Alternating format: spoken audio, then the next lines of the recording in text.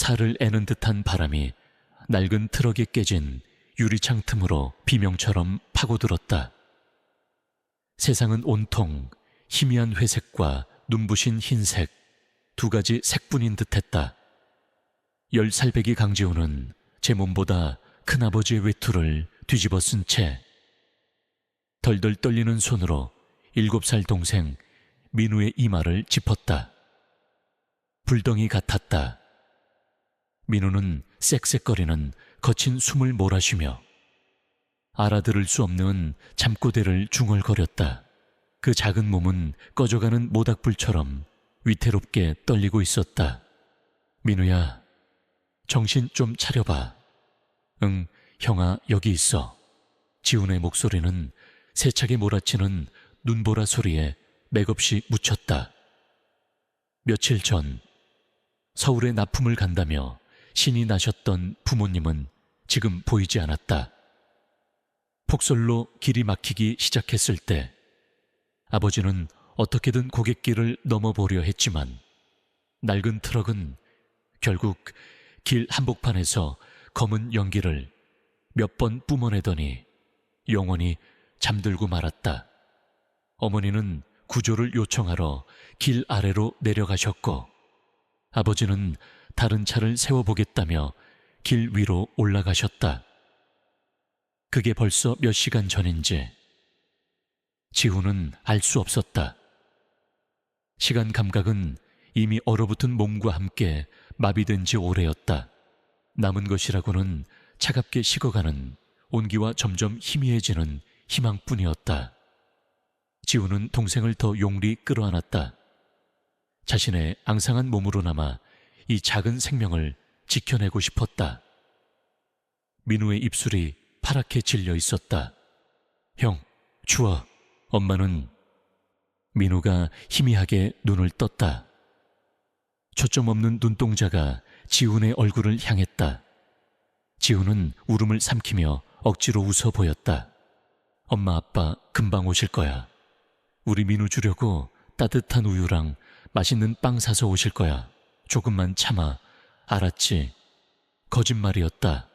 어쩌면 영영 돌아오지 못할지도 모른다는 공포가 뱀처럼 지훈의 심장을 옥죄어왔다. 이대로 동생과 함께 얼어 죽는 걸까? 굶주림과 추위가 날카로운 발톱으로 온몸을 핥히는 듯했다. 지훈은 눈을 감았다. 차라리 잠이 들면 이 끔찍한 고통이 끝나지 않을까? 그때였다. 칠흑 같은 어둠과 눈보라를 뚫고 한 줄기 강렬한 빛이 쏟아져 들어왔다. 지훈은 반사적으로 눈을 떴다. 두 개의 눈동자처럼 생긴 헤드라이트가 점점 가까워지더니 낡은 트럭 앞에서 멈춰 섰다. 지훈의 심장이 미친 듯이 뛰기 시작했다. 살 수 있다. 우리를 구해줄 사람이 나타났다. 묵직한 차문이 열리는 소리와 함께 길고 검은 코트를 입은 한 남자가 내렸다. 그는 마치 다른 세상에서 온 사람 같았다. 눈보라 속에서도 그의 구두는 반짝였고 그의 자세는 흐트러짐이 없었다. 남자는 성큼성큼 트럭으로 다가와 조수석 문을 열었다. 얘들아, 괜찮니? 낮고 묵직한 목소리였다. 지훈은 얼어붙은 입술을 겨우 움직여 대답했다. 도와주세요. 동생이 너무 아파요. 남자는 안을 들여다보았다. 그의 시선이 불덩이 같은 민우의 얼굴에 잠시 머물렀다. 남자의 얼굴에 스쳐 지나가는 복잡한 감정을 지훈은 읽을 수 없었다. 그것은 연민이었을까? 아니면 고뇌였을까? 남자는 잠시 망설이는 듯했다. 그의 시선은 두 아이와 차밖에 세찬 눈보라, 그리고 자신이 타고 온 차를 번갈아 훑었다. 이런 상태가 심각하구나. 남자는 코트 안주머니에서 휴대폰을 꺼내려다. 신호가 잡히지 않는 것을 확인하고는 나지막이 욕설을 내뱉었다. 그는 다시 지훈과 민우를 보았다. 선택을 해야만 하는 사람의 얼굴이었다. 지훈은 남자의 바짓가랑이라도 붙잡고 싶었다. 제발 우리 둘 다 데려가 주세요. 제발. 남자는 결심한 듯 차 문을 활짝 열었다. 그리고 지훈이 평생 잊지 못할, 세상 모든 사람이 침묵할 수밖에 없었던 행동을 했다. 그는 안으로 손을 뻗어 펄펄 끓는 민우를 조심스럽게 안아들었다. 지훈은 당연히 자신도 곧 채오르게 될 것이라 생각했다. 하지만 남자는 민우를 안은 채 뒤로 물러섰다. 형, 민우가 잠결에 희미한 목소리로 지훈을 불렀다. 지훈은 자리에서 일어나려 했지만 얼어붙은 다리에 힘이 들어가지 않았다. 아저씨, 저도... 남자는 지훈을 똑바로 바라보았다. 그의 눈빛은 깊고 슬펐지만 단호했다. 이 아이는 당장 병원에 가지 않으면 위험하다. 이 눈보라 속에서 내 차로 달을 때리고 고개를 넘는 건 무리야. 자칫하면 우리 셋 다 죽을 수 있어. 남자는 자신의 값비싼 캐시미어 코트를 벗어 민우의 몸을 감쌌다. 그리고 자신이 입고 있던 두꺼운 스웨터마저 벗어 지훈에게 던져주었다. 스웨터에서는 지훈이 한 번도 맡아본 적 없는 낯선 향수 냄새가 났다. 남자는 지갑에서 두꺼운 돈다발을 꺼내 스웨터와 함께 지훈의 품에 쑤셔 넣었다. 셀 수 없이 많은 5만 웡원 지폐였다. 이걸로 버티고 있어. 날이 밝는 대로, 길이 뚫리는 대로 바로 사람을 보낼게. 무슨 일이 있어도 꼭 돌아올 테니 여기서 꼼짝 말고 기다려. 알았지? 이건 약속이다.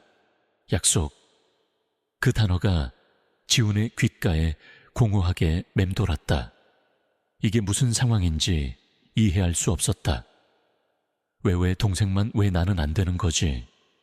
공포와 배신감이 한꺼번에 몰려왔다. 안 돼요, 싫어요. 같이 가긴 해주세요. 제발요. 지훈은 울부짖으며 채서 기어 나오려 했다. 하지만 남자는 이미 민우를 자신의 차 뒷좌석에 조심스럽게 눕히고 있었다. 지훈은 눈밭을 뒹굴며 남자의 차를 향해 기어갔다. 차가운 눈이 옷 속으로 파고들어와 살을 애는 듯 했지만 그런 건 중요하지 않았다. 동생과 떨어질 수 없었다. 민우야, 깡민우. 남자는 운전석에 올라타기 전 마지막으로 지훈을 돌아보았다. 그의 얼굴은 고통으로 일그러져 있었다. 그는 무언가 더 말하려다 입을 굳게 다물고는 그대로 채 올라탔다. 안 돼까지 마세요. 약속했잖아요. 돌아온다고. 지훈의 절규를 뒤로 한 채 검은 세단은 눈보라를 헤치며 미끄러지듯 움직이기 시작했다. 순식간에 차는 하얀 어둠 속으로 사라졌고 다시 세상에는 지훈과 거친 바람 소리만이 남았다. 거짓말쟁이, 거짓말쟁이. 지훈은 사라진 차를 향해 소리치고 또 소리쳤다. 목이 쉬어 더 이상 소리가 나오지 않을 때까지 울부짖었다. 품에 안긴 돈다발과 스웨터가 조롱처럼 느껴졌다.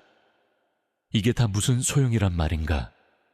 동생이 없는데, 가족이 다 흩어졌는데 절망이 지훈의 온몸을 집어삼켰다. 차라리 모든 것이 꿈이었으면 좋겠다고 생각했다. 하지만 손에 잡힌 지폐의 빳빳한 감촉과 코끝을 맴도는 낯선 향수 냄새가 이것이 현실임을 끊임없이 상기시켰다. 지훈은 눈밭 위에 대자로 쓰러졌다. 하늘에서 내리는 눈송이들이 마치 날카로운 유리 조각처럼 얼굴을 때렸다. 의식이 점점 희미해졌다. 추위도, 배고픔도, 슬픔도 느껴지지 않았다. 그냥 이대로 모든 것을 놓고 싶었다. 엄마, 아빠, 민우야, 미안해. 의식의 끈을 놓으려던 바로 그 순간이었다. 축축하고 따뜻한 무언가가 지훈의 뺨을 핥았다. 지훈은 희미하게 눈을 떴다. 잿빛 털을 가진 개 한 마리가 걱정스러운 눈으로 자신을 내려다보고 있었다. 꼬리를 흔드는 것도 아니고 짖는 것도 아니었다. 그저 묵묵히 지훈의 곁에 웅크리고 앉아 자신의 천으로 지훈의 얼어붙은 몸을 녹이기 시작했다. 개의 따뜻한 온기가 희미한 생명의 불씨를 다시 지폈다. 지훈은 무의식적으로 개의 목을 끌어안았다. 개는 지훈을 피하지 않고 오히려 더 깊이 파고들었다. 버려진 것은 나 혼자가 아니었구나. 지훈은 생각했다. 너도 나처럼 혼자구나. 얼마나 지났을까. 지훈은 멀리서 들려오는 희미한 목소리에 겨우 눈을 떴다. 하얀 설원 위로 작은 불빛 2개가 다가오고 있었다. 한 노부부였다. 애기야, 여기서 자면 얼어 죽어. 정신 차리렴. 할머니의 다급한 목소리가 지훈의 귓전을 파고들었다. 지훈은 자신을 흔드는 손길에 몸을 맡긴 채 마지막 힘을 다해 입을 열었다. 내 동생. 그리고는 깊은 어둠 속으로 빠져들었다. 그의 곁에는 잿빛 개가 끝까지 자리를 지키고 있었다. 그날 밤 강지훈은 모든 것을 잃었다. 가족, 웃음, 그리고 세상에 대한 믿음까지도. 하지만 그는 동시에 한 가지를 얻었다. 그것은 평생을 함께할 유일한 동반자이자 혹독한 세상 속에서 버텨낼 마지막 이유였다. 그 개의 이름은 훗날 보리가 되었다. 세월은 상처 위에도 공평하게 흘렀다. 때로는 무심하게, 때로는 더 깊은 흉터를 남기며 17년이라는 시간은 한 아이를 고독한 청년으로, 다른 한 아이를 차가운 남자로 만들었다. 서울의 가장 낡고 허름한 동네. 햇빛조차 비껴가는 좁은 골목길의 끝자락에 강지훈이 살았다.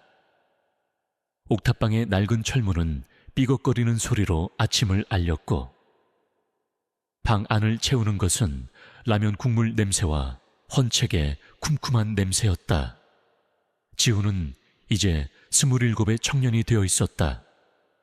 날카로운 턱선과 깊은 눈매는 고된 삶의 흔적을 고스란히 담고 있었지만 그 눈빛만큼은 언제나 서리빨처럼 차갑고 형형했다.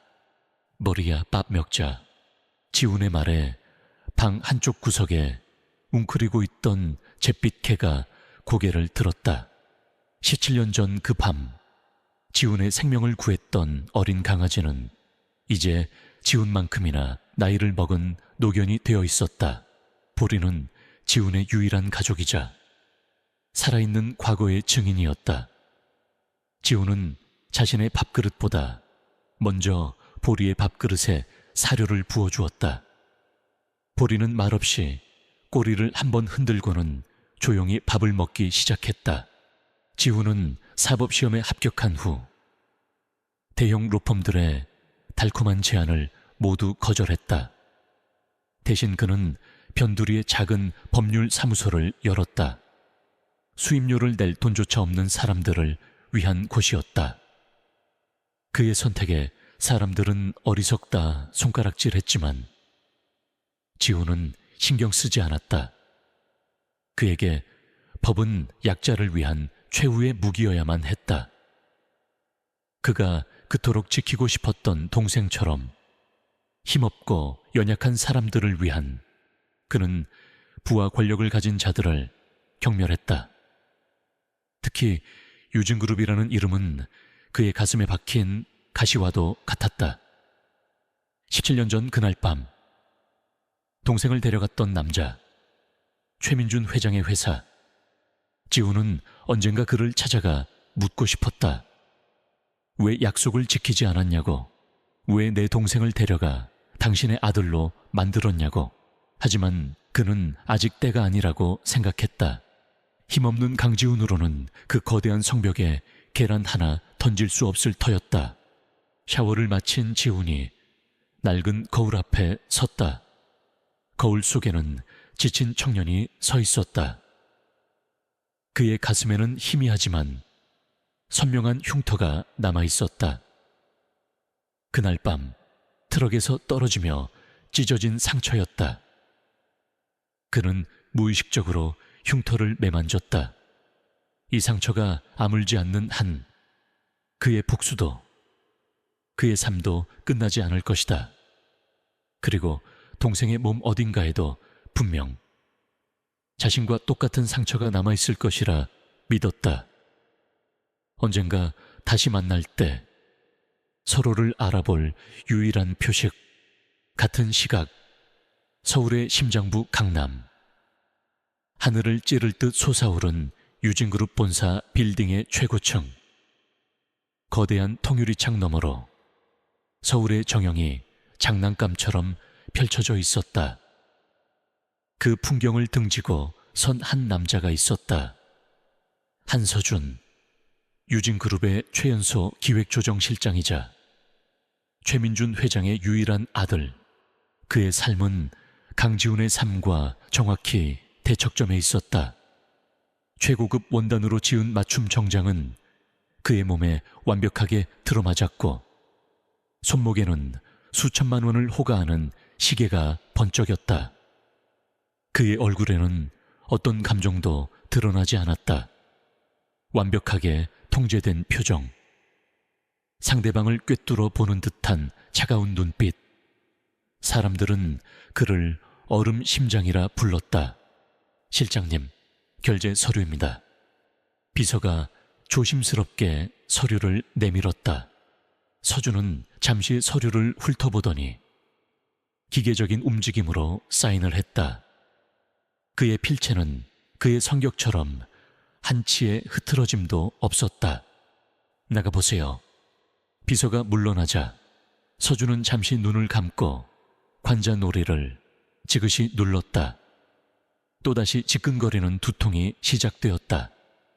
두통과 함께 어김없이 그 이미지가 떠올랐다. 새하얀 눈, 울부짖는 바람소리, 그리고 자신을 향해 절규하며 손을 뻗는 한 소년의 얼굴. 소년의 얼굴은 흐릿했지만 그 눈빛만큼은 심장을 찌르듯 선명했다. 애절함, 원망, 그리고 슬픔이 뒤엉킨 눈빛. 서준은 늘 궁금했다. 저 소년은 누구일까? 왜 나는 그의 꿈을 꾸는 걸까? 주치의는 스트레스성 기억, 장애일 가능성이 있다고 했다. 어린 시절 큰 충격을 겪은 후 뇌가 스스로를 보호하기 위해 특정 기억을 봉인했다는 것이다. 최민준 회장은 그가 어릴 적 큰 병을 앓았기 때문이라고만 설명했다. 그 병을 앓고 난 후 이전의 기억을 모두 잃었다고. 서준은 그 말을 의심해 본 적 없었다. 아버지의 말은 그에게 언제나 법이었고 진리였다. 하지만 마음 한구석에 공허함은 채워지지 않았다. 마치 인생의 가장 중요한 퍼즐 조각이 사라진 느낌. 그는 자리에서 일어나 창가로 다가갔다. 저 아래 개미처럼 바쁘게 움직이는 사람들 속에서 그는 설명할 수 없는 깊은 고독을 느꼈다.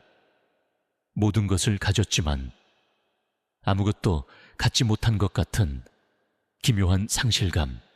그때 집무실 문이 노크도 없이 열렸다. 우리 서준이 또 무슨 고민이 그렇게 깊으실까? 기름진 목소리와 함께한 남자가 들어왔다.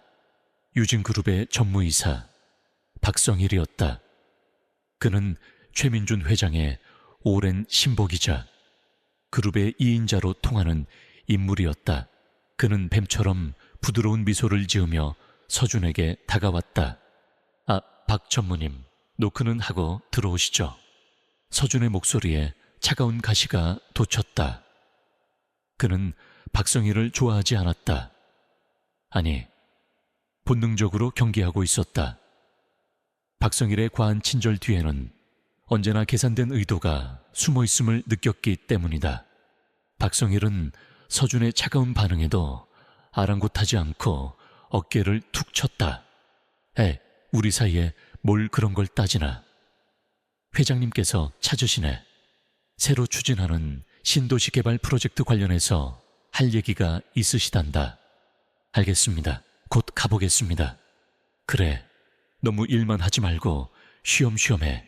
자네는 우리 유진의 미래잖나. 박성일은 의미심장한 미소를 남기고 집무실을 나갔다. 서준은 그가 사라진 문을 잠시 노려보았다. 박성일의 눈빛에서 스쳐 지나간 탐욕과 야심을 그는 놓치지 않았다. 최민준 회장의 집무실. 최 회장은 17년 전보다 훨씬 늙어 있었다. 희끗희끗한 머리카락과 깊게 팬 주름은 그가 짊어진 세월의 무게를 말해 주었다. 그는 창밖을 보며 깊은 생각에 잠겨 있었다. 아버지, 부르셨어요.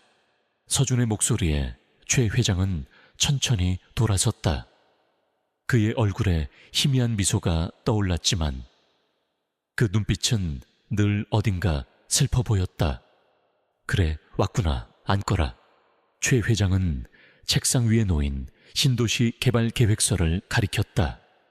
이번 프로젝트 네가 직접 맡아서 총괄하도록 해라. 아주 중요한 사업이야. 특히 사업 부지 안에 있는 낡은 상가랑 주택들 문제없이 깔끔하게 처리해야 한다. 네, 알겠습니다. 서준은 망설임 없이 대답했다. 아버지의 명령은 언제나 그랬듯 의심의 여지가 없는 것이었다. 그곳 사람들이 좀 거셀 수도 있다.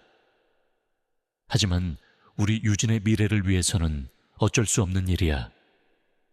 필요하다면 모든 수단을 동원해서라도 관철시켜야 한다. 최 회장의 목소리가 미세하게 떨렸다.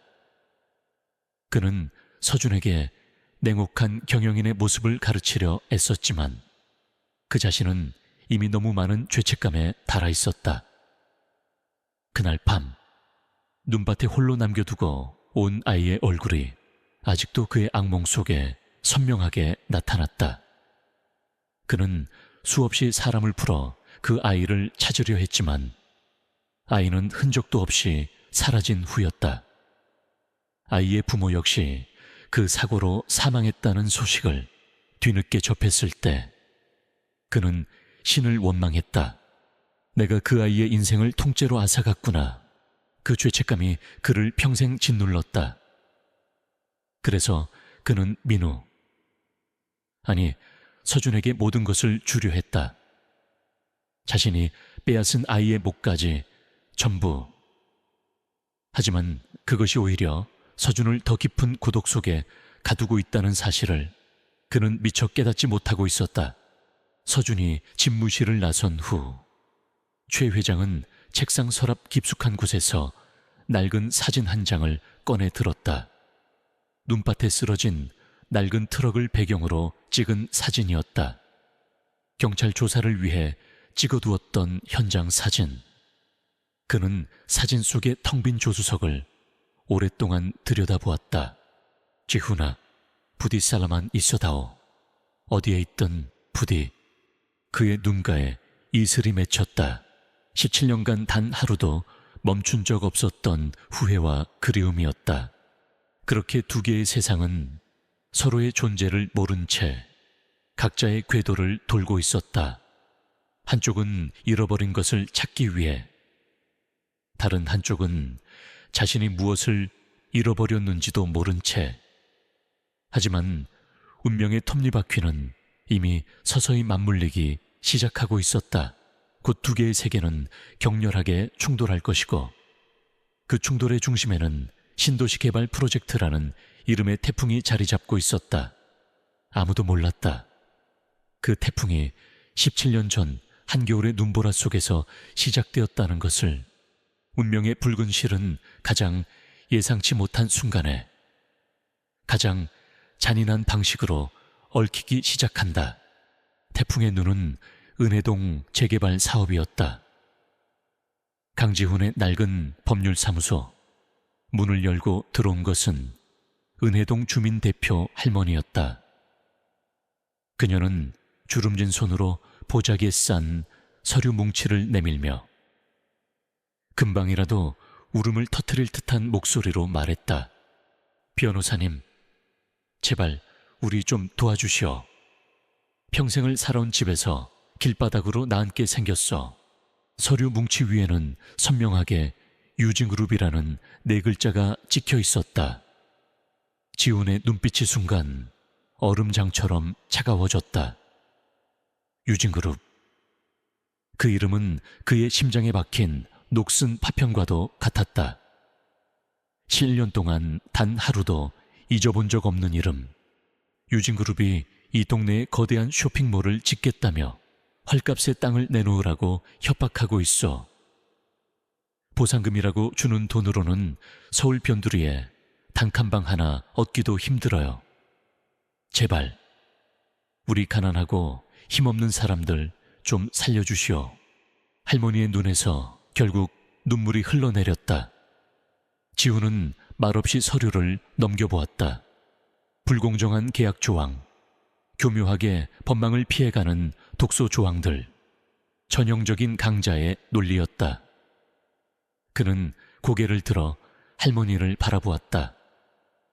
할머니의 주름진 얼굴 위로 그날 밤 눈보라 속에서 떨고 있던 어머니의 얼굴이 겹쳐 보였다. 제가 맡겠습니다. 걱정 마십시오. 할 수 있는 모든 것을 다해 싸우겠습니다. 지훈의 목소리는 낮고 차분했지만 그 안에는 강철 같은 의지가 담겨 있었다. 이것은 단순히 한 동네를 지키는 싸움이 아니었다. 이것은 그의 17년의 한과 고통을 건 싸움의 시작이었다. 첫 번째 협상 테이블은 유진그룹 본사, 숨막힐 듯 화려한 회의실에서 열렸다. 지훈은 주민 대표 몇 명과 함께 자리에 앉았다. 맞은편에는 유진그룹의 변호인단이 오만한 표정으로 그들을 내려다보고 있었다. 잠시 후 회의실 문이 열리고 한 남자가 들어섰다. 한서준이었다. 지훈은 심장이 쿵 하고 바닥으로 떨어지는 듯한 충격을 느꼈다. 텔레비전 뉴스에서 몇 번 본 적 있는 얼굴이었다. 최민준 회장의 아들, 내 동생을 빼앗아간 남자의 아들. 증오가 혈관을 타고 흐르는 용암처럼 뜨겁게 들끓었다. 서준 역시 지훈을 발견하고 미간을微微 찡그렸다. 초라한 행사에게 젊은 변호사. 하지만 그의 눈빛은 조금도 위축되지 않고 오히려 칼날처럼 날카롭게 자신을 향해 있었다. 서준은 기분이 불쾌했다. 그리고 그 불쾌함 아래 아주 기묘하고 낯선 감정이 스멀스멀 피어올랐다. 처음 보는 얼굴인데 이상하게 낯이 익었다. 두 사람의 시선이 허공에서 격렬하게 부딪혔다. 시간아 멈춘 듯 회의실 안에 모든 소음이 사라졌다. 서준의 머릿속에서 다시 눈보라가 휘몰아쳤다. 울부짖는 소년의 형상이 그 어느 때보다 선명하게 떠올랐다. 형 애타게 부르는 목소리가 귓가에 울리는 듯했다. 서준은 지끈거리는 두통에 저도 모르게 관자놀이를 눌렀다. 회의를 시작하죠. 서준이 먼저 입을 열었다. 그의 목소리는 감정을 완벽하게 배제한 얼음 같은 목소리였다. 협상은 처음부터 파열음을 냈다. 서준은 유진그룹의 입장을 기계적으로 전달했다. 제시된 보상안은 최종적이며 더 이상의 협상은 없다는 통보였다. 그의 태도는 자비 없는 집행관과도 같았다. 한서준 실장님. 그 보상관으로는 여기 계신 분들이 살아온 삶의 터전을 복원할 수 없습니다. 이것은 협상이 아니라 약탈입니다. 지훈이 차갑게 맞받아쳤다. 강지훈 변호사. 감정적인 발언은 삼가시죠. 이것은 비즈니스입니다. 개발을 위해서는 언제나 희생이 따르는 법이고요. 희생은 언제나 당신들 같은 강자가 아니라 힘없는 약자들의 몫이었죠. 법은 최소한의 인간다운 삶을 보장하기 위해 존재합니다. 유진그룹은 지금 그 법을 교묘하게 이용해 사람들을 벼랑 끝으로 내몰고 있습니다. 두 사람의 설전은 점점 날카로워졌다. 변호사와 실장의 대화가 아니었다. 그것은 마치 오랫동안 서로를 증오해온 두 존재의 충돌과도 같았다. 회의는 아무런 소득 없이 끝났다. 서준은 자리에서 일어나며 마지막 경고를 던졌다. 법정에서 봅시다. 강지훈 변호사. 그때는 지금처럼 감정에 호소할 수 없을 겁니다. 기꺼이 그렇게 하죠. 한서준 실장. 법정에서 진실과 정의. 둘 중 어느 쪽이 이기는지 똑똑히 보여드리겠습니다. 회의실을 나온 지훈은 깊은 숨을 내쉬었다. 한서준.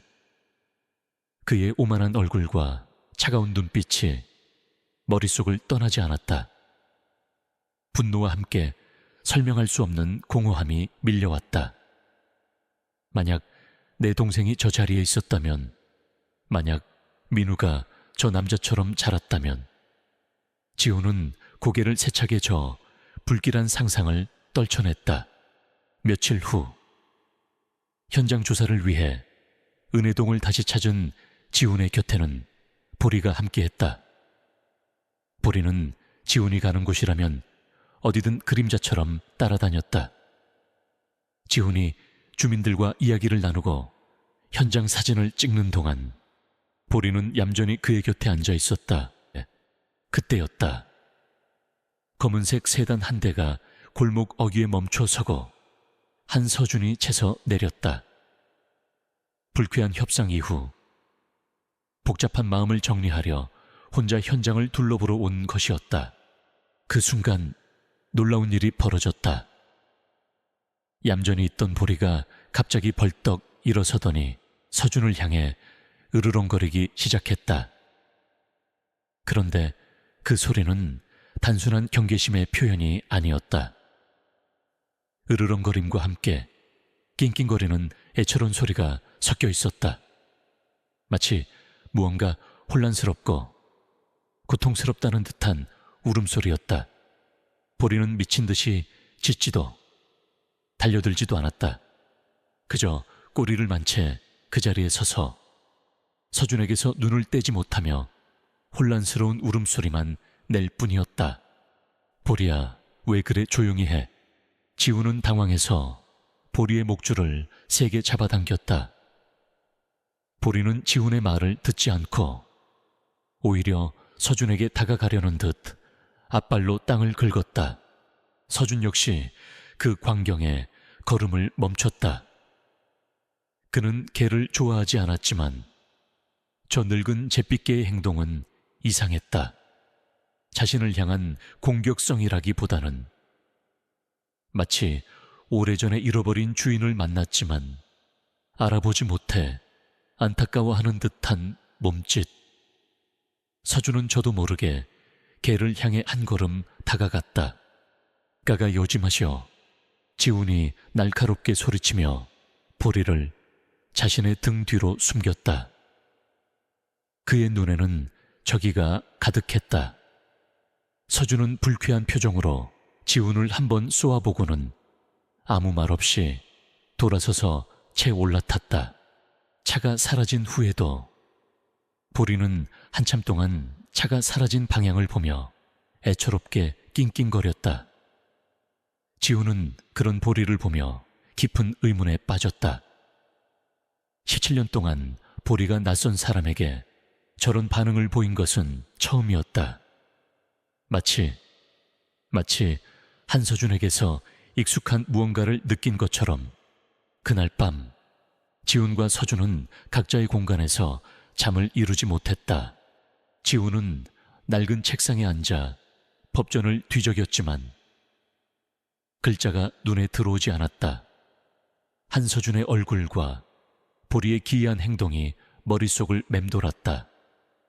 증오해야 할 대상에게서 느끼는 이 기묘한 감정의 정체는 무엇일까? 서준은 자신의 거대한 침대에 누워 천장을 바라보았다. 오늘 만난 그 변호사 강지훈, 그의 불타는 듯한 눈빛이 잊히지 않았다. 그리고 그 늙은 개의 슬픈 울음소리가 마치 자신의 마음속에서 울리는 것 같았다. 그는 또다시 지끈거리는 두통과 함께 눈을 감았다. 눈꺼풀 뒤로 하얀 눈밭과 울부짖는 소년의 모습이 어지럽게 펼쳐졌다. 두 사람 모두 알지 못했다.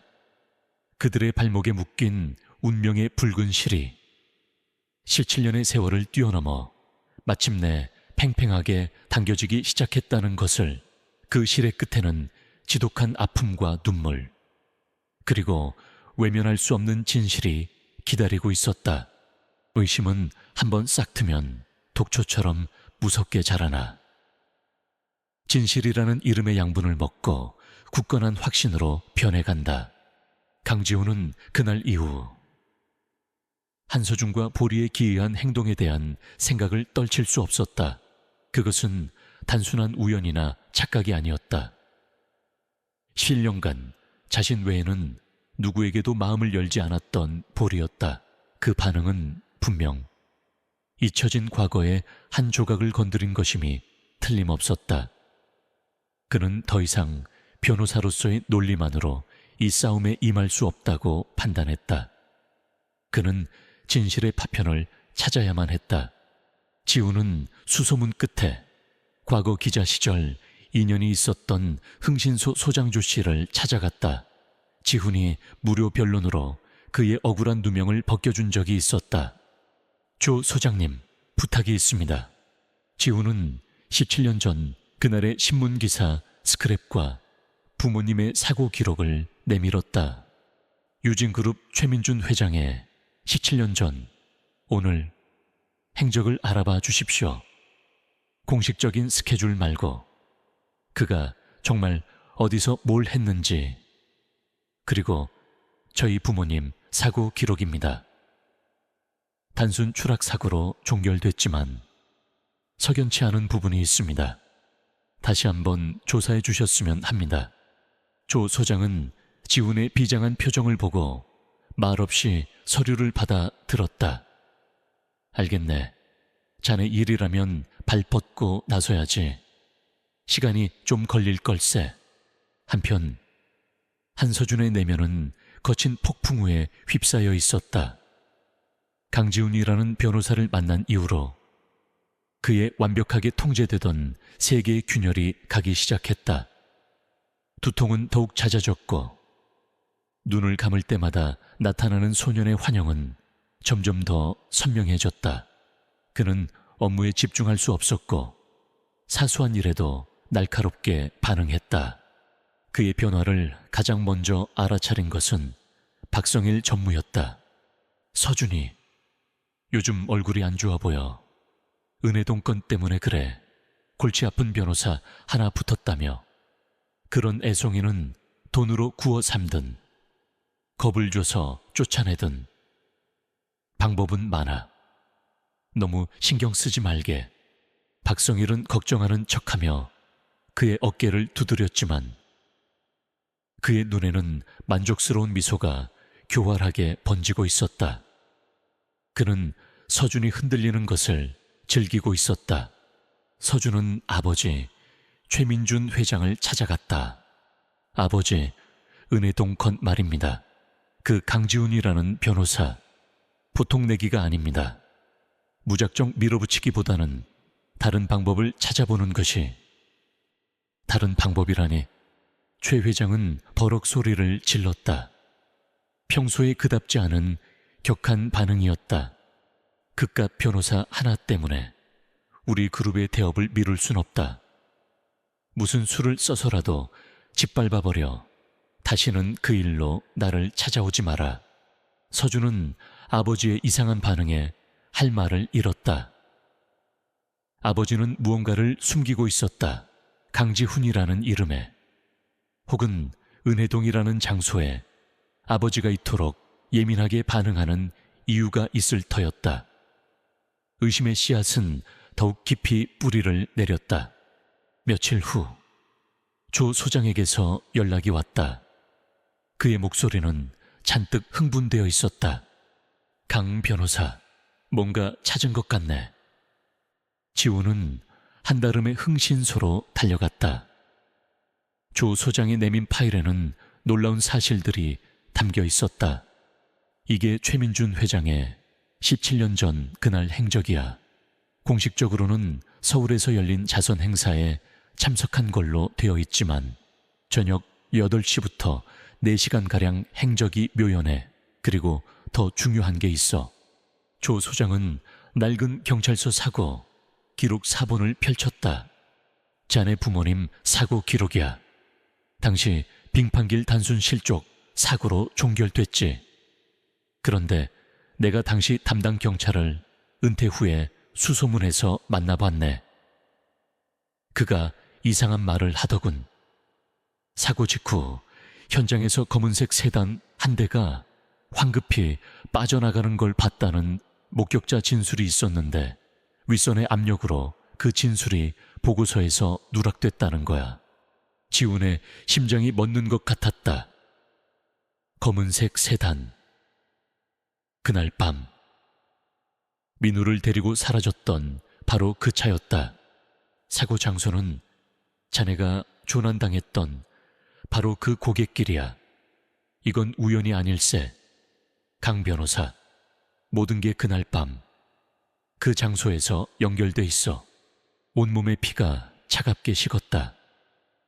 부모님의 죽음, 동생과의 이별, 최민준 회장의 출연, 이 모든 것이 거대한 음모의 일부였을지도 모른다는 끔찍한 진실이 그의 눈앞에 펼쳐졌다.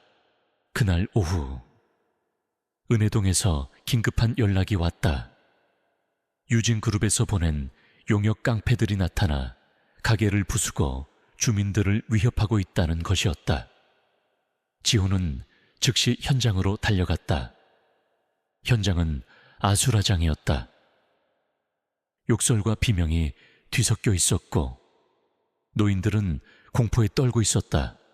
이 소식은 서준에게도 보고되었다. 자신이 허락하지 않은 폭력 사태, 분노한 서준 역시 현장으로 차를 몰았다. 지훈이 현장에 도착했을 때 한 용역 깡패가 주민 대표 할머니를 밀치고 있었다. 이 늙은이가 깡패가 손을 치켜드는 순간 지훈은 몸을 날려 할머니의 앞을 막아섰다. 깡패가 휘두른 둥이가 지훈의 팔을 강타했다. 으 하는 신음과 함께 지훈의 몸이 휘청였다. 바로 그때 현장에 도착한 서준이 그 광경을 목격했다. 멈춰. 서준의 불호령에 모든 소음이 멎었다. 그는 성큼성큼 다가가 깡패의 멱살을 잡아챘다. 누구 허락받고 이따위 짓을 하는 거지. 서준이 깡패를 내동댕이 치는 사이 그는 비틀거리는 지훈의 팔을 붙잡아 일으켜 세웠다. 당신 괜찮아? 순간 두 사람의 시선이 다시 한번 정면으로 마주쳤다. 서준이 지훈의 팔을 붙잡고 지훈이 그런 서준을 노려보는 바로 그 찰나 서준의 시선이 지훈의 손등에 머물렀다. 셔츠 소매가 찢어진 틈으로 낡고 하얗게 변한 흉터 하나가 보였다. 길고 삐죽삐죽한 모양의 오래된 상처. 그 흉터를 보는 순간 서준의 머릿속에서 무언가 쾅 하고 폭발했다. 세상이 멈췄다. 주변의 소음이 사라지고 시간의 흐름이 뒤틀렸다. 흐릿했던 꿈의 조각들이 순식간에 날카롭고 선명한 기억의 파편이 되어 그의 뇌리를 강타했다. 어린 자신 민우, 이 울고 있다. 배가 고프다고 칭얼거린다. 형지훈이 딱딱한 통조림 캔을 뾰족한 돌로 낑낑대며 따려고 애쓴다. 퍽 하는 소리와 함께 돌이 미끄러지며 형의 손등을 깊게 베었다. 피가 솟구쳤다. 형은 아픈 내색도 않고 자신의 찢어진 옷으로 손을 감싸며 울고 있는 동생을 달랬다. 울지 마, 민우야. 형 괜찮아. 이건 용감한 흉터야. 기억 속의 흉터와 지금 눈앞에 있는 흉터가 완벽하게 일치했다. 서준은 마치 유령이라도 본 사람처럼 지훈의 팔을 놓고 뒷걸음질 쳤다. 그의 얼굴은 새하얗게 질려 있었고 눈은 공포와 충격으로 흔들리고 있었다. 세상이 빙글빙글 돌았다. 흉터.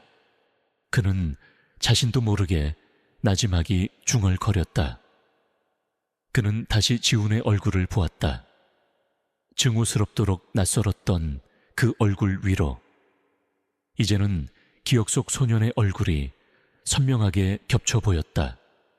울지 말라며 애써 웃어주던 상처 입은 형의 얼굴이 하!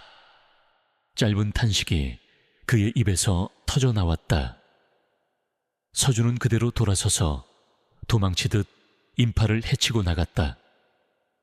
그는 미친 사람처럼 자신의 차를 향해 달렸다. 남겨진 지훈은 영문을 모른 채 분노에 찬 눈으로 그의 뒷모습을 노려볼 뿐이었다. 지훈은 저도 모르게 자신의 손등에 있는 흉터를 매만졌다. 이깟 흉터가 뭐라고? 저 남자가 저런 반응을 보이는 것일까? 지훈은 알지 못했다. 그 흉터가 옛 7년간 굳게 닫혀있던 판도라의 상자를 열어버렸다는 것을, 묻혀있던 진실이 이제 깨어나 포효하며 세상 밖으로 나오려 하고 있었다. 기억의 홍수는 모든 둑을 무너뜨리고 한 남자의 영혼을 송두리째 집어삼켰다.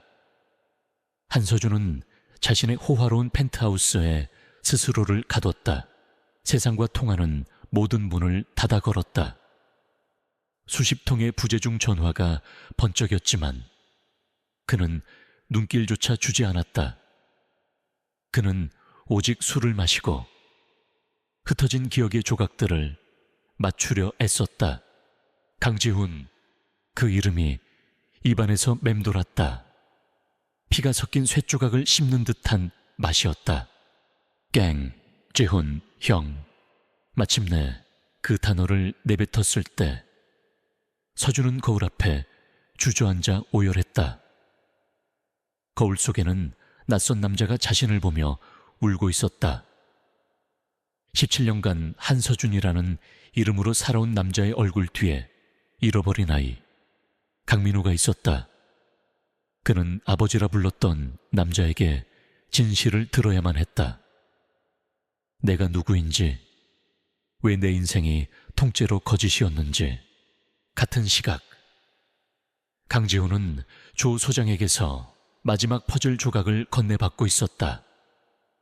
조 소장은 17년 전 사고를 담당했던 은퇴한 경찰관을 찾아내 그의 양심을 흔드는데 성공했다.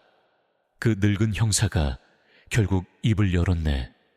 죄책감에 평생을 시달렸다더군. 사고 당시 목격자 진술을 묵살하라는 압력을 받았는데 그 압력을 넣은 쪽이 유진그룹의 경쟁사였던 태영건설의 실세였다고 하네. 그리고 그 당시 태영건설에서 가장 잘 나가던 야심가가 바로 박성일이었어. 지훈의 주먹이 하얗게 굳어졌다. 박성일. 이제 모든 것이 명확해졌다. 아버지는 작은 트럭 운전사였지만 뛰어난 기술자로 업계에선 유명했다. 아마도 태영건설의 중요 프로젝트에 걸림돌이 되었을 것이다. 박성일은 아버지를 제거하기 위해 사고를 위장했고, 최민준 회장은 그 사고 현장에 나타나 동생을 데려갔다. 지훈은 심장이 얼어붙는 것 같았다. 그들은 공범인가? 아니면 또 다른 관계인가? 그날 밤, 마치 17년 전 그날을 재현이라도 하듯 서울에 거센 폭풍우가 몰아쳤다. 지훈은 유진그룹 최민준 회장의 비서실에 전화를 걸었다. 강지훈 변호사입니다. 최민준 회장님과 긴급히 드릴 말씀이 있습니다. 17년 전 하늘고개에서 있었던 트럭 추락 사고에 관한 겁니다. 하늘고개, 그 이름이 나오자 수화기 너머의 비서는 잠시 말을 잃었다. 잠시 후 최민준 회장이 직접 전화를 받았다. 그의 목소리는 심하게 떨리고 있었다. 올 것이 왔다는 체념의 목소리였다. 그는 지훈과의 면담을 허락했다. 유진그룹 최고층. 회장실은 어둡고 무거웠다. 창밖으로 번개가 번쩍일 때마다 방 안의 값비싼 가구들이 유령처럼 모습을 드러냈다. 지훈은 흠뻑 젖은 채 분노를 억누르며 최민준 회장과 마주 앉았다. 17년 전 그날 밤, 하늘고개에서 무슨 일이 있었던 겁니까? 지훈은 단도직입적으로 물었다. 그는 준비해온 증거들을 하나씩 테이블 위에 올려놓았다. 변질된 사고 기록, 목격자 진술, 그리고 박성일과의 연결고리까지. 당신은 왜 거기 있었습니까? 왜 내 동생을 데려갔고 왜 약속을 지키지 않았습니까? 당신과 박성일은 대체 무슨 관계입니까? 지훈의 목소리가 점차 높아졌다. 최 회장은 창백한 얼굴로 입술만 달싹일 뿐 아무 말도 하지 못했다. 그의 눈동자가 공포와 죄책감으로 미친 듯이 흔들렸다. 바로 그때였다. 쾅! 회장실 문이 거칠게 열렸다. 흠뻑 젖은 서준이 문 앞에 서 있었다. 그의 얼굴은 핏기 하나 없이 하얗고 눈은 붉게 충혈되어 있었다. 아버지, 진실을 말씀해 주십시오. 서준의 목소리는 물에 젖어 심하게 떨리고 있었다. 저는 누구입니까? 그리고 저 사람은 누구입니까? 서준의 떨리는 손가락이 지훈을 향했다. 양쪽에 두 형제를 둔 채 최민준 회장은 마침내 무너져 내렸다. 그의 몸이 의자 깊숙이 파묻혔다. 창밖에서 몰아치는 폭풍우가 마치 그의 영혼이 지르는 비명 같았다. 수십 년간 그를 짓눌러온 죄책감의 댐이 마침내 터져버렸다. 미안하다. 정말 미안하다. 최 회장은 흐느끼며 고백하기 시작했다. 그의 고백은 길고 고통스러웠다. 그날 밤, 나 역시 도망치고 있었네. 사업 실패와 배신으로 죽으려고 그 고갯길을 찾았던 게야. 그런데 거기서 자네들을 발견했지. 사고 현장과 두 아이를. 그는 지훈과 서준을 번갈아 보며 말을 이었다. 작은 아이는 민우는 열이 불덩이 같았어.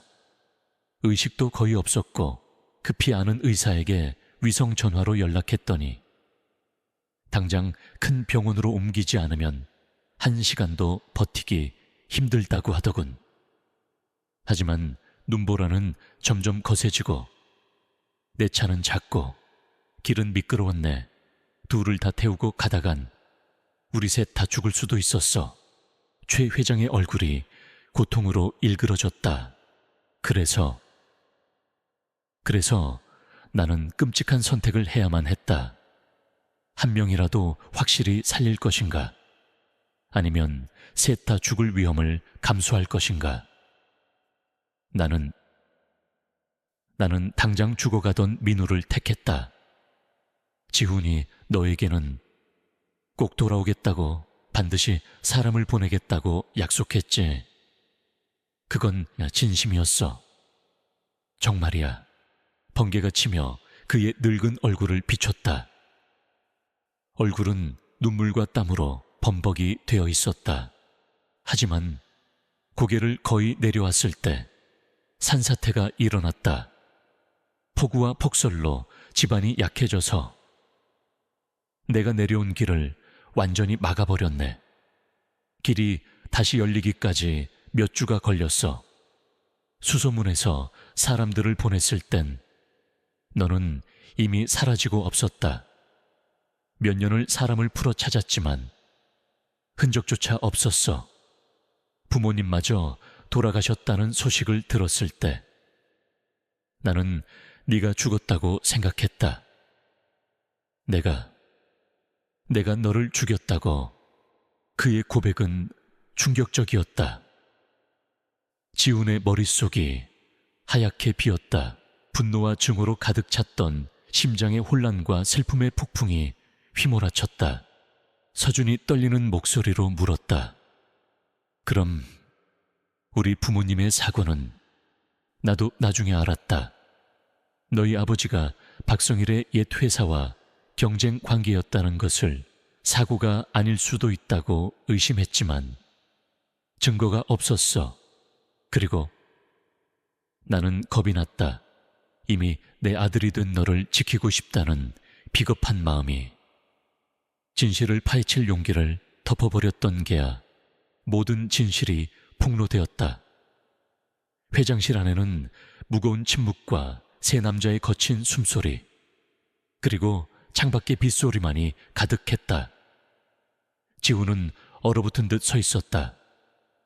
서준은 자신을 길러준 아버지를 배신감 가득한 눈으로, 그리고 피를 나눈 형을 감당할 수 없는 죄책감과 슬픔의 눈으로 바라보았다. 진실은 아무것도 치유하지 못했다. 오히려 모든 이의 가슴에 더 깊고 고통스러운 상처를 남겼을 뿐이었다. 17년 전의 폭풍우는 끝나지 않았다. 그것은 이제 세 사람의 삶을 통째로 집어삼키기 위해 더 거세게 몰아치고 있었다. 폭풍우가 지나간 세상은 거짓말처럼 고요했다. 하지만 세 남자의 마음속에서는 더 거대한 폭풍이 비로소 시작되고 있었다.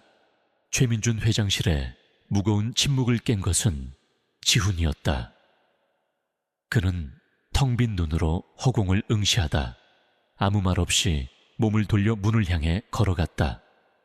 그의 걸음걸이는 7년의 세월을 짊어진 노인처럼 무거웠다.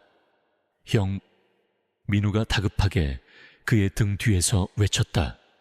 그 한마디에 지훈의 어깨가 굳어지는 것이 보였다. 형, 그토록 듣고 싶었던, 그러나 이제는 칼날처럼 심장을 후벼 파는 단어. 지훈은 돌아보지 않았다. 그는 그저 멈춰서서 메마른 목소리로 말했다. 나한테 형이라고 부르지 마. 내 동생 민우는 17년 전 그날 밤 눈 속에서 죽었어. 그 말을 남기고 지훈은 회장실을 나가버렸다. 남겨진 민우는 망견자실한 채 그 자리에 주저앉았다. 그의 인생 전체가 부정당하는 순간이었다. 그날 밤 한서준은 죽었다. 강민우는 자신의 펜트하우스로 돌아와 한서준의 모든 것을 버리기 시작했다. 수백만 원짜리 양복과 시계, 명품 구두, 성공의 증거였던 트로피들. 그는 그 모든 것을 쓰레기 봉투에 담았다.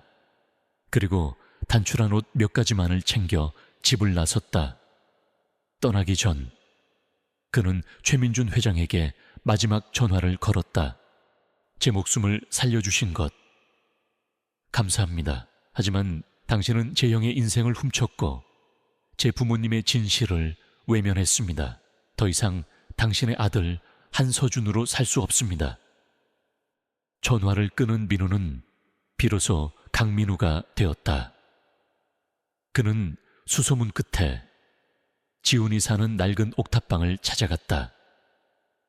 문을 열고 나온 지훈은 민우를 보고도 아무런 표정을 짓지 않았다.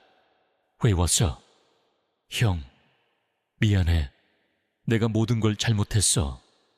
내가 내 잘못이 아니야. 지훈이 그의 말을 잘랐다. 그러니 동정 따위 바라지 마. 그냥 가. 네가 살던 세상으로 돌아가. 돌아갈 곳 따위 없어. 내 이름은 강민우고 내 유일한 가족은 형뿐이야. 제발 여기서 지내게만 해줘. 뭐든지 할게. 청소든 빨래든. 민우는 애원했다. 지훈은 차갑게 그를 바라보다 문득 그들의 발치에 조용히 앉아있는 보리를 보았다. 보리는 으르렁거리지도 짖지도 않았다. 그저 묵묵히 민우와 지훈을 번갈아 쳐다볼 뿐이었다. 그 모습에서 지훈은 17년 전 자신을 살렸던 개의 온기를 떠올렸다. 지훈은 긴 한숨을 내쉬고는 문에서 비켜섰다. 들어와. 그렇게 두 형제의 어색하고 고통스러운 동거가 시작되었다. 민우는 값비싼 옷을 벗고 지훈의 낡은 옷을 빌려 입었다. 서툰 솜씨로 밥을 하고 청소를 했다. 지훈은 여전히 그에게 차가웠지만 그를 내쫓지는 않았다. 밤이 되면 두 사람은 좁은 방 양끝에 누워 잠을 청했다. 17년의 시간이라는 거대한 강이 그들 사이에 흐르고 있었다. 변화는 작은 것에서부터 시작되었다.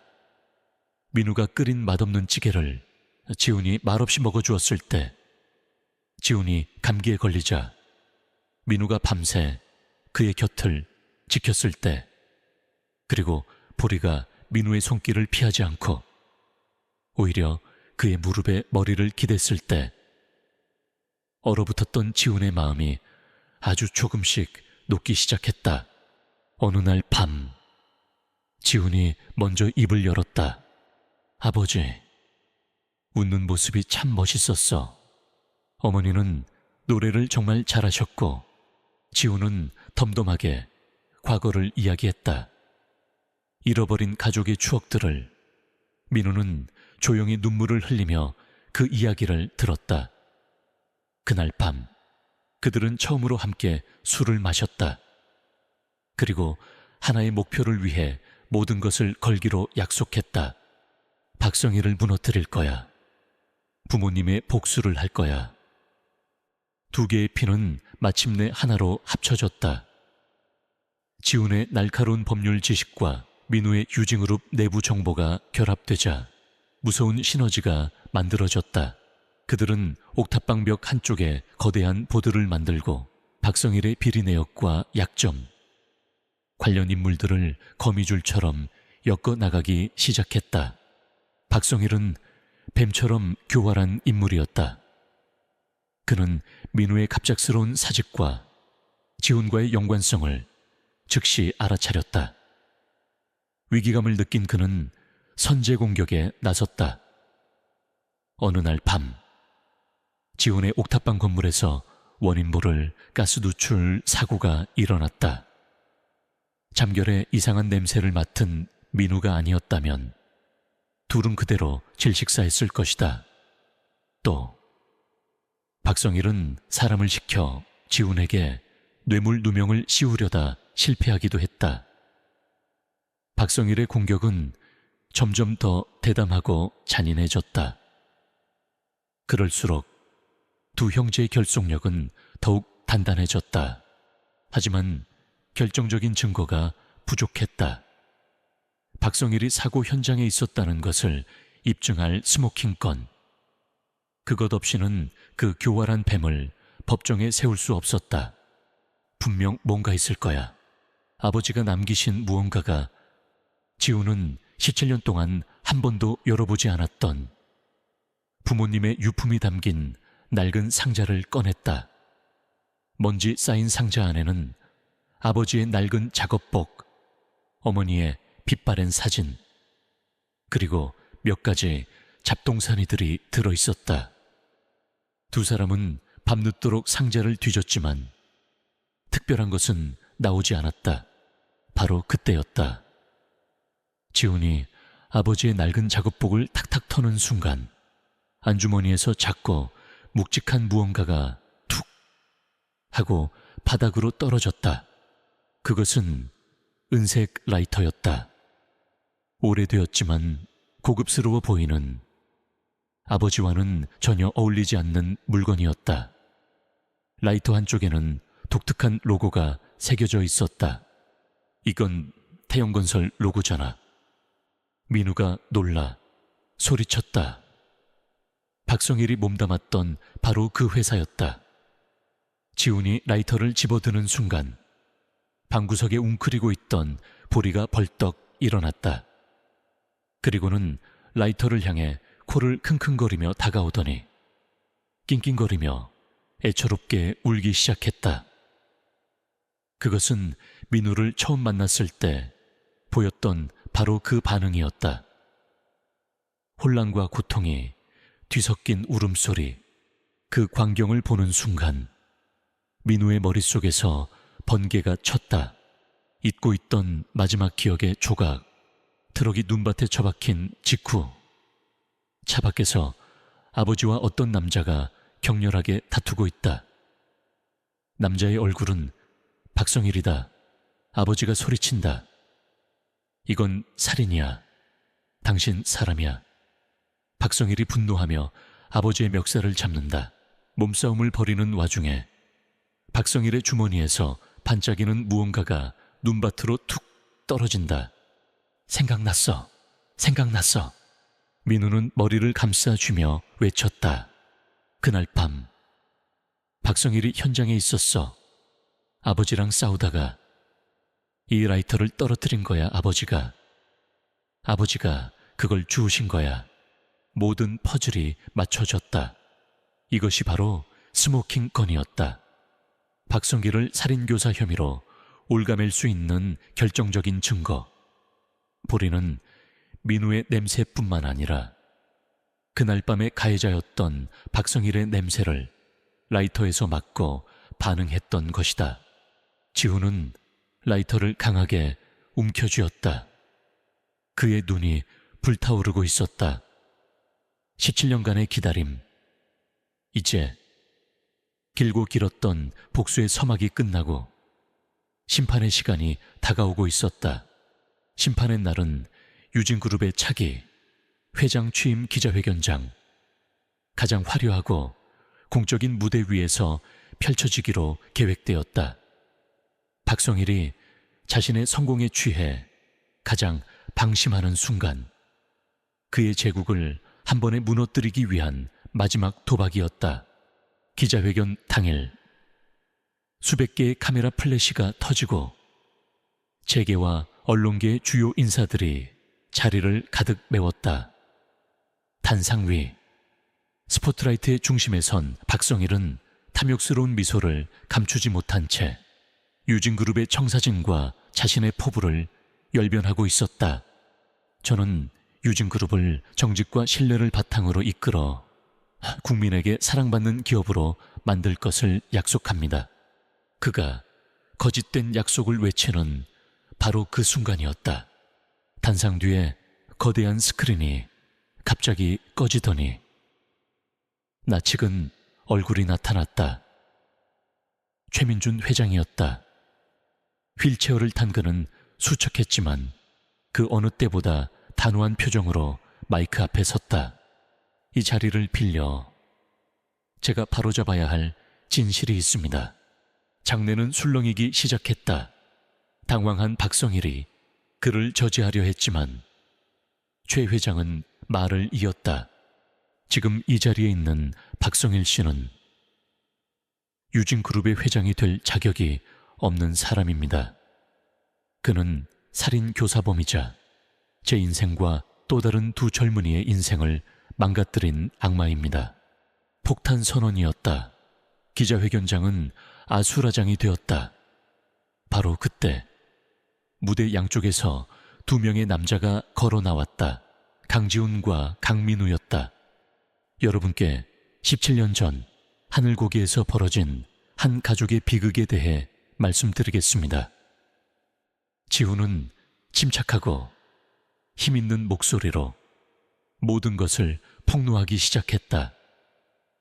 조작된 경찰 보고서, 은폐된 목격자 진술, 그리고 박성일이 자신의 아버지를 죽음으로 몰아넣은 정황까지.